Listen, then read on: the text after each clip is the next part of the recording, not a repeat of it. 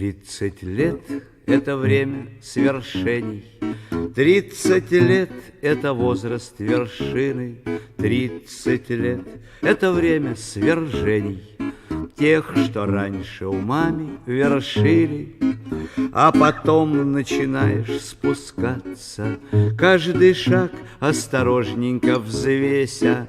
50 — это так же, как 20, ну а 70 так же, как 10.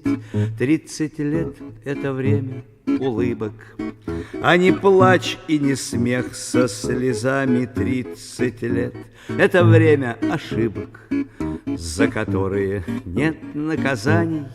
30 лет — это синие горы, вкус находки и ужас потери. 30 лет — это радость и горе. 30 лет — это жизнь на пределе. 30 лет — это песни и мысли. 30 лет — это море и скалы. 30 лет — это поиски смысла. 30 лет — это все-таки мало.